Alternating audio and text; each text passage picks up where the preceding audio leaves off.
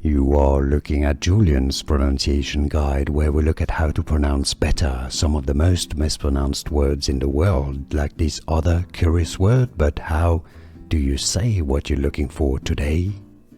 Word pronunciation if you want to learn more confusing vocabulary, including from anatomy, medical terms in English. Make sure to stay tuned. I've got many more videos. I'll link to a few for you at the end of this one. Cavity is the English pronunciation.